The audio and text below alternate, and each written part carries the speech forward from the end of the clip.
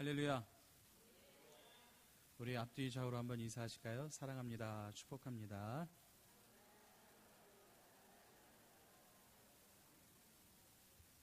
우리 한 번 더 인사합시다. 우리 장로님, 권사님, 집사님, 우리 형제님, 자매님, 또 우리 전도사님, 목사님을 뵈니 살맛이 납니다.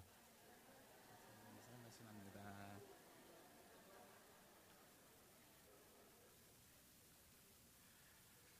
지난 3박 4일간의 일정으로 우리 부흥회 아주 은혜 중에 마쳤습니다. 너무나도 귀한 목사님 오셔서 저희들에게 아주 귀한 말씀을 전해주셨고, 또 우리 모든 성도들과 또 우리 교회 모든 식구들 한 가지로 은혜 받는 모습들이 너무나도 좋았습니다.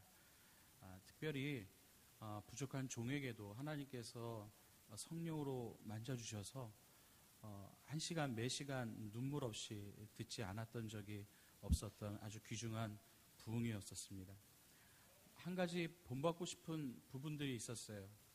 목사님이 말씀 중에 어느 날인가 이렇게 말씀을 하셨죠.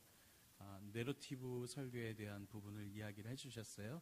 이야기식으로 설교하는 것이 본인이 설교하시면서 터득한 바로 그런 방법이다, 이렇게 말씀을 하셨어요. 부족한 종도 지금 사실은 학위 공부 중에 약간 중퇴 중에 있지만, 제가 좀 연구하는 게 사실은 내러티브 설교거든요.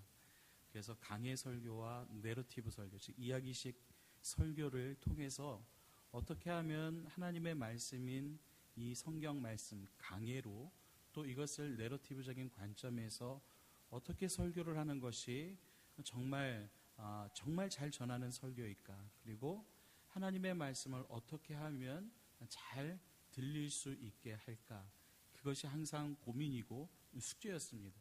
그래서 그것을 가지고 공부하는 중에 아직 다 마치지는 못했지만, 지난번 박 목사님을 뵈면서 또 박했네요. 박 목사님을 뵈면서 제가 닮고 싶은 어떤 그런 모습들을 이렇게 보여주셨어요. 그래서 가능하면 저도 그렇게 하려고 하는데, 아직까지 초보의 딱지를 떼지 못해서 원고에 좀 많이 얽매이는 듯한 그런 모습을 보일 때도 있습니다. 깊이 너그러이 이해해 주시고, 하나님께서 말씀하시는 이 말씀에 귀를 기울이시고, 이 메시지를 전하는 부족한 종 뒤에서 함께 하시는 그 뒤에 있는 십자가를 바라볼 수 있는 귀한 은혜가 있기를 주의 이름으로 축원합니다. 저는 식당에 가서 밥을 먹을 때 밥이 맛이 없으면 굉장히 화가 납니다. 그렇죠. 식당에 들어가서 밥을 먹으려고 들어갔는데 그 식당 밥이 맛이 없으면 화가 나겠죠. 저만 그런 걸까요? 근데 사실 메시지를 증거하는 목회자에게 있어서도 사실은 식당 주인의 밥과도 같다라고 생각을 합니다. 그래서 얼마나 맛이 없으면 좋을까, 그런 생각을 해보게 됩니다. 사실은 조는 거는 여러분들의 책임이 아니라 바로 앞에 있는 설교자의 책임이기도 한 것 같아요. 그래서 어떻게 하면 여러분들의 그 눈과 귀를 제가 사로잡을 수 있을까, 그것에 대해서 고민을 하는데, 많은 고민 가운데에서도 하나님이 함께 이런 부분들을 이루어 주시고, 또 하나님의 크신 능력과 은혜가 우리 모두에게 함께 하기를 소원합니다. 제가 한 가지 오늘 퀴즈를 낼게요. 제가 오늘 아빠라고 하는 단어를 굉장히 많이 쓸 거거든요. 지금 하는 건 제외. 아빠를 제가 오늘 도대체 몇 번 하나 한번 세보시고요. 혹시 그 아빠를 몇 번 했는지 알아맞히시는 분들께는 제가 다음 주에 소정의 선물을 준비해서 드리는 시간을 갖는 그런 시간을 한번 갖도록 한번 해보겠습니다. 자, 먼저 오늘은 예수님께서 가르쳐 주신 기도 첫 번째, 하늘에 계신 우리 아버지입니다. 우리가 오늘부터 살펴보게 될 이 주기도문, The Lord's Prayer 주기도문은 이 말을 많이 하여야 하나님께서 더 잘 들어주실 것이라는 그 기도에 대한 잘못된 생각을 본받지 말아야 할 것, 그리고 하나님은 우리가 구하기 전에 이미 우리의 필요를 아시는 분이시기 때문에 보다 구별된 기도를 해야 할 것을 말씀하시는 그러한 문맥에서 나오게 됩니다. 자, 이 예수님은 많은 말을 하지 않으시면서도 오늘 이 이방인들의 중언부언하는 기도와는 다르게 바른 기도를 할 수 있도록 짧고 명령한 기도문을 그 대안과 모범으로 제시하십니다. 그것이 바로 오늘 이 주기도문입니다. 그러므로 너희는 이렇게 기도하라 라고 말씀하면서 9절 상반절을 시작하지요. 그러므로 주기도문은 정확한 의미에서 우리의 주님 되신 예수님께서 생전에 하신 기도라고 하기보다는 이 제자들에게 가르쳐 주신 기도입니다. 자, 오늘날까지 존재하는 초대교회의 문서 중에 가장 오래된 것으로 여겨지는 문서가 있습니다. 교회 규율과 도덕에 관한 이 헬라어 지침서인데요, 바로 디다케라고 하는 것입니다. 이 디다케는 12사도의 교훈집이라고 불려지는데, 이 디다케를 살펴보면 이 주기도문이 이미 이 1세기의 초대교회 안에 도입되어서 하루에 3번씩 암송되어졌음을 알 수 있습니다. 그래서 이 디다케도 성경처럼 몇 장 몇 절 이렇게 나갑니다. 그래서 디다케 8장 2절에 보면 너희는 외식하는 자들처럼 기도하지 말라.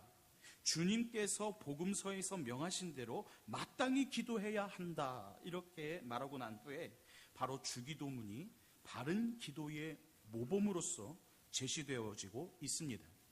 그리고 또한 디다케 8장 3절에 보면 하루에 3번씩 이렇게 기도하라 라고 기록되어져 있습니다.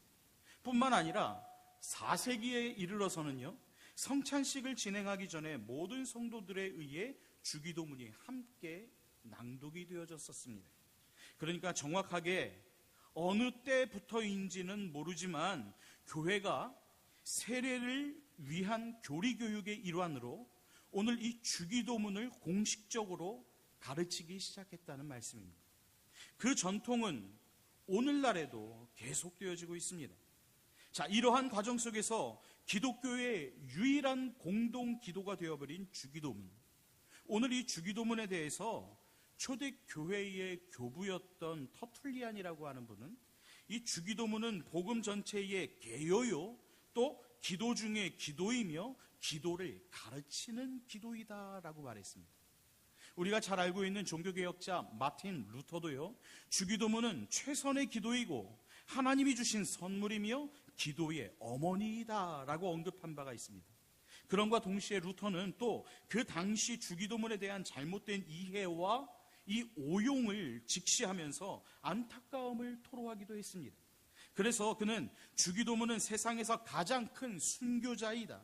모든 사람들이 성가시게 하며 잘못 활용되기 때문이다 라고 말했습니다.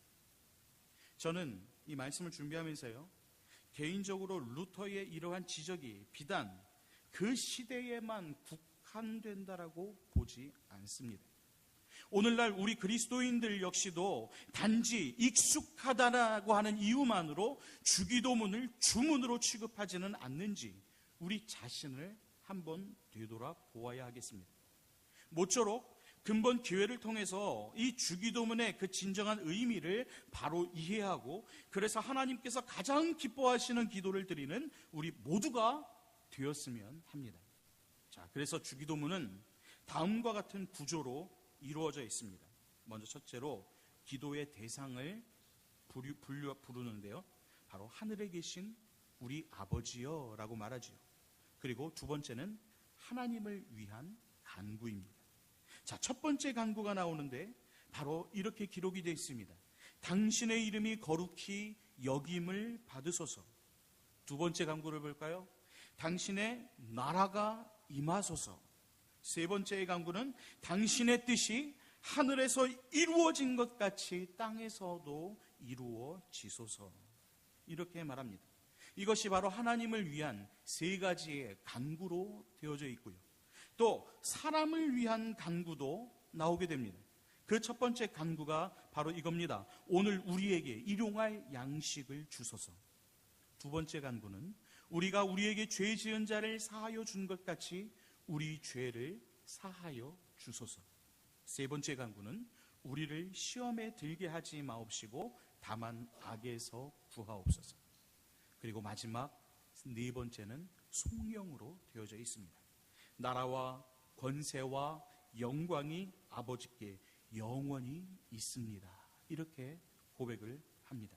자, 그렇다면 오늘 본문 하늘에 계신 우리 아버지요, 먼저 이 아빠에 대해서 한번 살펴볼까요? 자, 여기서 오늘 첫 번째 아빠가 진행이 됩니다.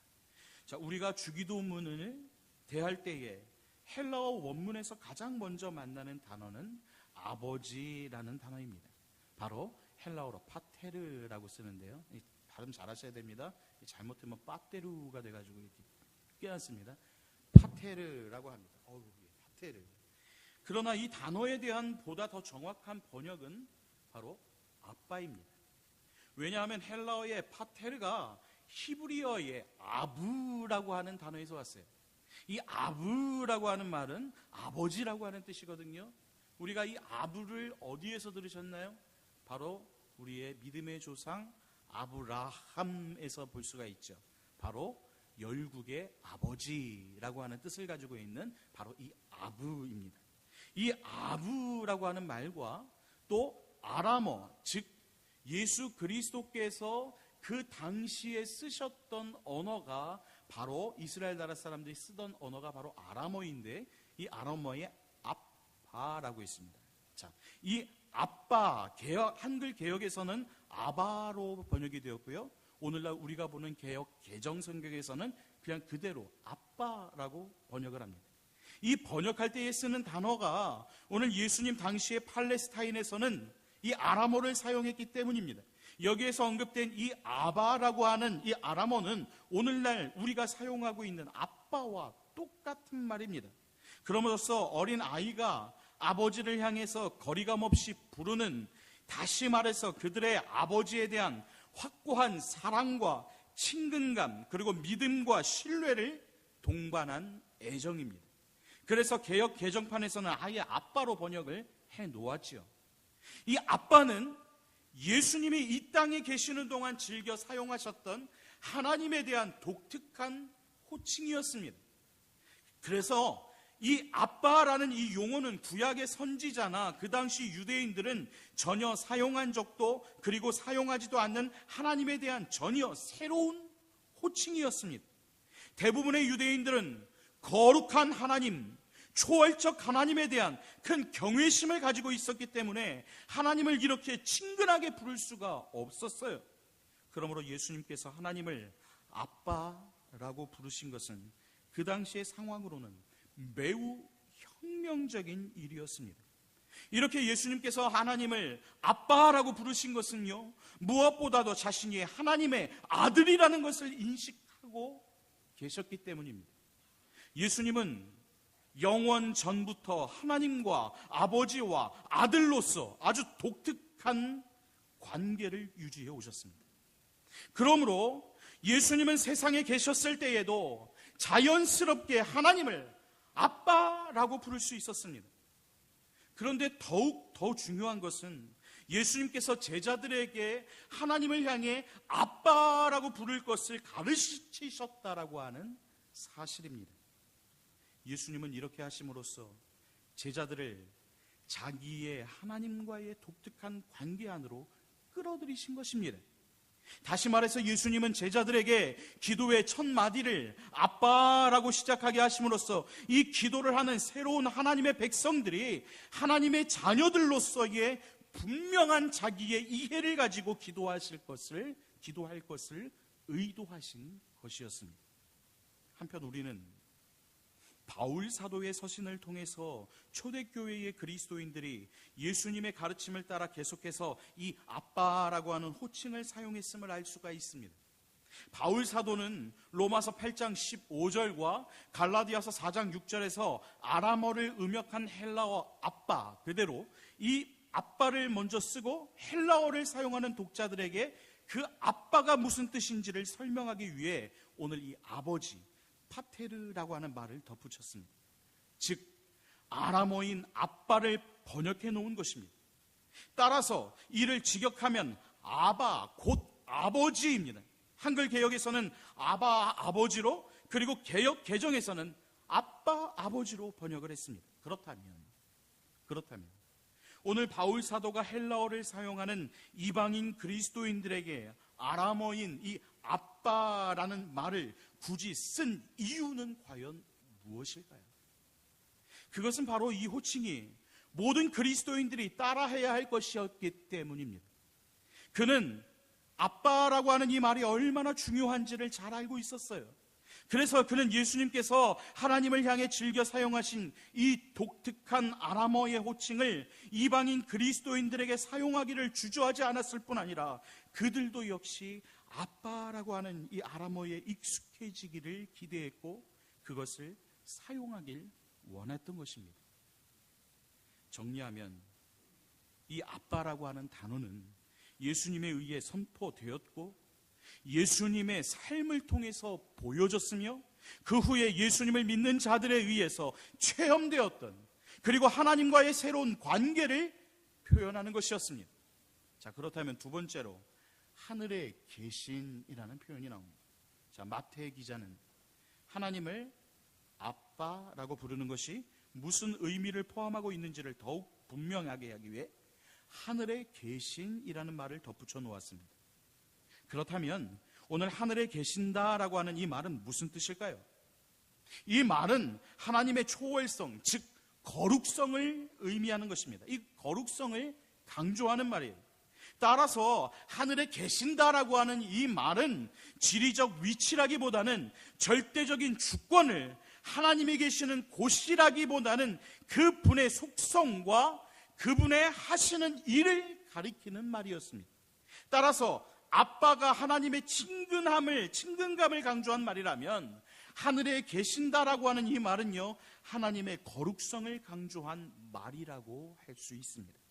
그러므로 하나님은 우리가 아빠가 되시는 친근하신 분인 동시에 세상을 초월하여 계시는 바로 거룩하신 분이신 것입니다. 하나님은 이 세상을 초월해 계신 분이시기에 세상보다 크십니다. 그러므로 하나님은 세상에 있는 모두를, 우리를 구원해 주실 수 있습니다. 여러분, 힌두교나 불교와 같은 이 범신론의 사상, 즉 모든 것이 신이다라고 보는 이 세상은 세상을 초월해 있는 신을 인정하지 않습니다. 그들은 세상 자체를 그저 신으로 생각합니다. 또한 이슬람교와 같은 이 이실론, 데이즘이라고 하죠. 이 신의 초월성을 지나치게 강조한 나머지 그들에게 있어서 신은 인간과 역사 너머에 있어서 우리와는 그저 아무런 상관도 관련이 없는 신입니다. 그러므로 그들은 우리 모두 인간 스스로의 힘과 노력으로 구원에 이르게 만드는 종교들이지요. 그러나 우리는 이 구원이 세상으로부터 나지 않고 세상보다 크신 하나님으로부터 주어진다라고 믿고 있습니다. 하나님은 세상보다 크시며 이 세상을 초월해 계신 분이시지만 세상 그 너머에서 가만히 그저 팔짱만 끼고 계시는 분은 아니라는 사실입니다. 하나님은 친히 인간의 몸을 입고 이 세상에 오셔서 우리를 구원하시고 우리의 아빠가 되셔서 우리와 친밀한 관계를 맺으시는 분이십니다. 이와 같이 하나님은 초월함과 내재의 속성, 그리고 거리감과 친밀감이 적절히 균형을 이루고 계시기에 우리를 구원하실 수 있으십니다. 그래서 불가원이라고 하죠. 너무 가까이 들어가면 타 죽고 너무 멀리 떨어져 있으면 추워서 죽는, 그래서 아주 적당한 거리 관계가 중요하다는 것이죠.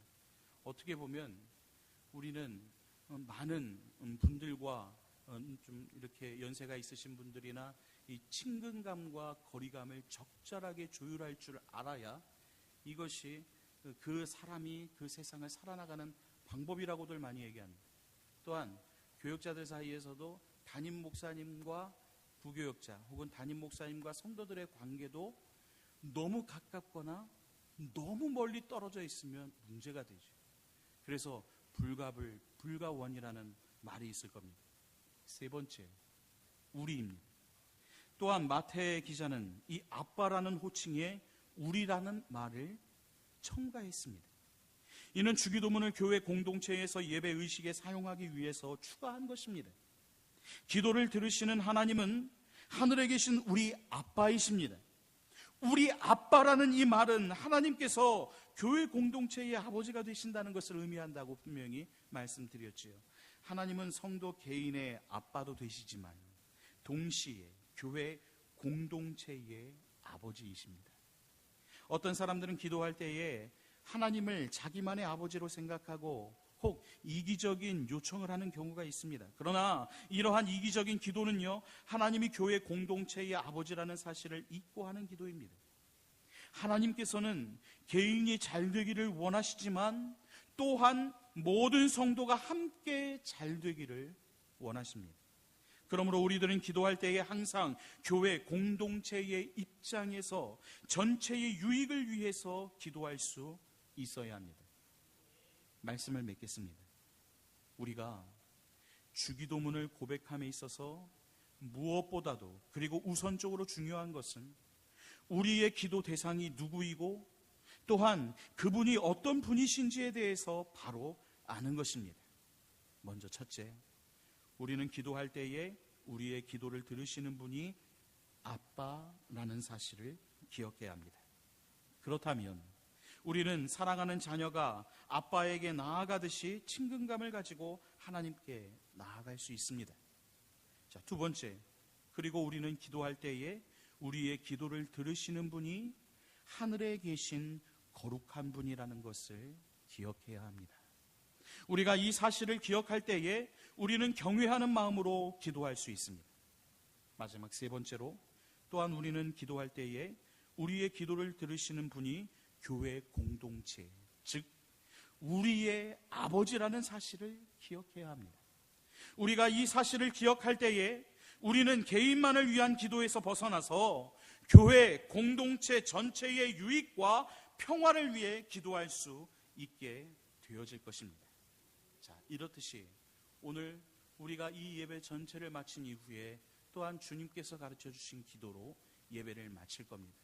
오늘 우리가 이 주의 기도로 하나님 앞에 올려드릴 때에 주기도문의 참된 뜻과 오늘 예수 그리스도께서 우리에게 가르쳐 주신 그 은혜를 우리가 기억하며 오늘도 우리가 주기도문으로 하나님 아버지께 기도할 수 있는 저와 여러분들이 될 수 있기를 소원합니다. 자, 그렇다면 마지막으로 질문하겠습니다. 제가 아빠를 몇 번 했을까요?